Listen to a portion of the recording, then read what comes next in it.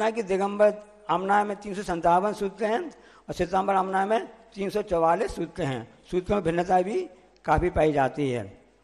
10 अध्याय में पहले 4 अध्याय में जीव तत्व का वर्णन है, 5वें अध्याय में अजीव तत्व का वर्णन है, 6वें और 7वें अध्याय में मुख्य रूप से आश्रय तत्व का वर्णन है और 8वें अध्याय में बंध तत्व का वर्णन है, 9वें अध्याय में संवर और निर्जरा तत्व का वर्णन है, 10वें अध्याय में मोक्ष तत्व का वर्णन है।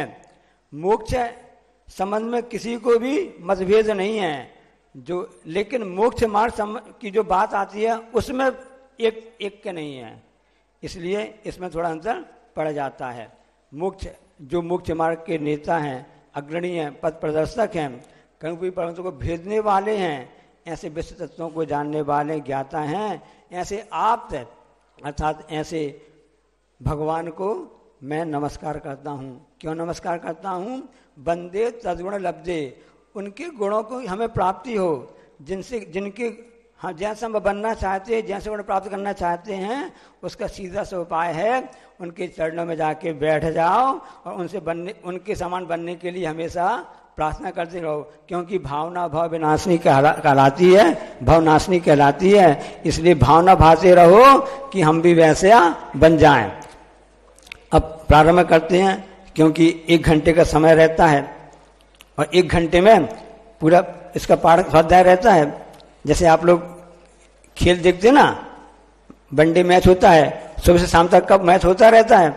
अब पूरा मैच को देख नहीं पाता है, अंत में क्या करता वो शाम को हाईलाइट 5 मिनट की देख लेता है कि कौन आउट हुआ, कौन जीता, कौन हारा, किसने चौका लगा, किस छक्का लगाया, ये हाईलाइट पता चल जाता है।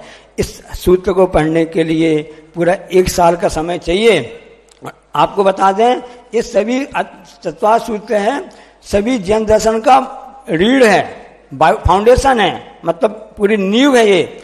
इस पर सर्वार्थ सिद्धि टीका लिखी गई है, जो आचार्य पूज्य स्वामी महाराज ने लिखी हुई है, और उसमें के लिए कहा गया है कि जिस समतल नदी का जैसा लगातार गतिशील प्रवाह होता रहता है, ऐसा पूज्यपाद महाराज ने इस तत्व सूत्र पर सर्वार्थ सिद्धि टीका लिखी हुई है। एक गंधहस्ती महाभाष्य समंत स्वामी का, जिसमें 84,000 श्लोक प्रमाण बताए गए हैं, और से इसी तरह से श्लोक वार्तिक भी आचार्य विद्यानंद महाराज ने लिखा है। एक तत्वार्थ वार्तिक आचार्य अकर्ण देव महाराज ने इस पर टीका की है, और भी बहुत सी टीकाएं इसमें हैं, आपते मीमांसा, अष्टसती, अष्ट सती आदि। सिर्फ इसके मंगलाचरण पर भी टीका लिखी गई हैं। अकर्ण देव महाराज ने अष्टसती टीका लिखी है, 8,000 श्लोक प्रमाण है, और अष्टसहस्ती का कहना ही क्या है, उसमें भी इतने सारे श्लोक प्रमाण बताए गए हैं। अब हम प्रारंभ करते हैं। पहला सूत्र आता है, सम्यक दर्शन ज्ञान चारित्राणि मोक्ष मार्ग। सम्यक दर्शन, सम्यक ज्ञान और सम्यक चारित्र, इन तीनों की एकता का नाम ही मोक्ष मार्ग है। दर्शन पहले क्यों रखा गया है? क्योंकि वह पूज्य है, क्योंकि सम्यक दर्शन ज्ञान के सम्यक उपदेश का हेतु बनता है। और साथ में इसमें यह भी बताया गया है कि तीनों की एकता का नाम मोक्ष मार्ग है, दोनों अलग अलग नहीं है। आचार्य उदाहरण है ना, अमृत धारा होती है, तीनों चीज उसमें समान मात्रा में होती हैं, तभी अमृत धारा बनती है।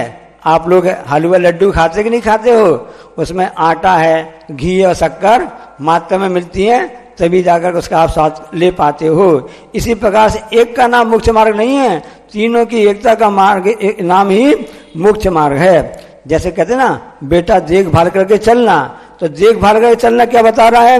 देख के चलो, देख के मतलब सम्यक दर्शन, भाल का मतलब होता है सम्यक ज्ञान, और चलने का नाम होता है सम्यक चारित्र। पढ़ना, लिखना, स्वाध्याय करना, समझना, व्याख्यान करना, ये सब तो सरल होता है, सब आसान हो जाता है।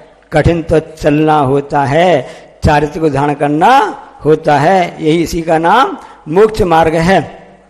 जीवन के बस 3 निशान, रोटी, कपड़ा और मकान, बस मोक्ष मार्ग में यही तो है कि जैसे आप संसार मार्ग में 3 चीज का ध्यान रखते हो, मोक्ष मार्ग चाहते हो सम्यक दर्शन, सम्यक ज्ञान और सम्यक चारित्र, इन तीनों का अंगीकार करो और आगे बढ़ते रहो।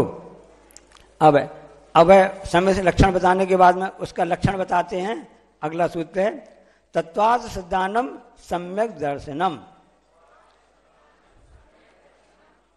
जो पदार्थ का यथार्थ सिद्धांत होता है वह सम्यक दर्शन है। कैसा है?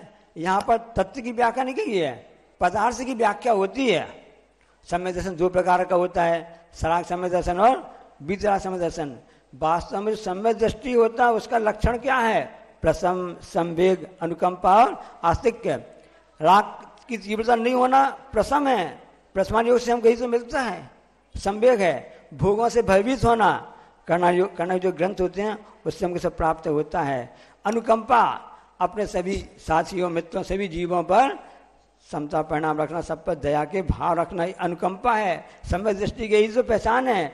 चरणान योग ग्रंथ हम पढ़ते हैं, हमको यही सीखों से प्राप्त होती है। आस्तिक के मतलब जैसा करता वैसे ही भावना भावता है वैसा प्राप्त होता है, जब कहलाता है। इसलिए तत्व में श्रद्धान करना ही सच्चा सम्यक दर्शन कहलाता है।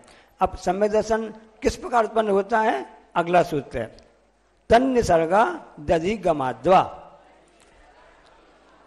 वह सम्यक दर्शन स्वभाव से अथवा पर उपदेश से प्राप्त होता है।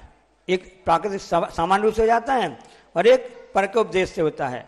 कुछ बच्चे होशियार होते हैं, बिना ट्यूशन के पढ़ाई कर लेते हैं, और किसी के लिए ट्यूशन लगानी पड़ती है, वो कहलाता है अधिगमात। और पर के उपदेश से होता है। कई लोगों का ऐसा रहता है स्वाभाविक रूप से 3 बजे नींद ही 2 बजे नींद अपने आप ही खुल जाती है, और कई लोगों के अलार्म घड़ी लगाना पड़ती है तब कहीं जाकर के मुश्किल से नींद खुलती है। ये दोनों में अंतर है। हम इसलिए एक क्योंकि सूत्र रूप में ग्रंथ है तो इसको हमको संक्षेप में इस ढंग से बताना चाहते हैं ताकि आपको ये बात समझ में आ जाए। अब इसमें सम्यक दर्शन जो प्राप्त होता है उसके दोनों कारण होते हैं, एक अंतरंग कारण और एक बहिरंग कारण होते हैं। अंतरंग कारण में बताया गया है जब 7 प्रकृतियों का उपशम 6 उपशम होता है तभी वो प्राप्त होता है, और बहिरंग कारण में होता है जिन बिंब की दर्शन सम्यक दर्शन प्राप्त हो जाता है, देवरीति दर्शन होता है। वेदना नरक में के समय प्राप्त होता है, इतनी तीव्र वेदना होती है, पश्चाताप करता है जीव कि मैंने पहले ऐसे ऐसे कार्य किए थे, उसका फल हमको यहाँ भोगना पड़ रहा है नरक में आकर के। इतनी तीव्र वेदना होती है, अब हम ऐसा नहीं करेंगे। ऐसे पश्चाताप के भाव होते हैं, वो पश्चाताप के भाव उसके सम्यक दर्शन को पैदा कर देता है। ऐसी अद्भुत बात है। इस और कई अनेक ग्रंथों में अलग बात से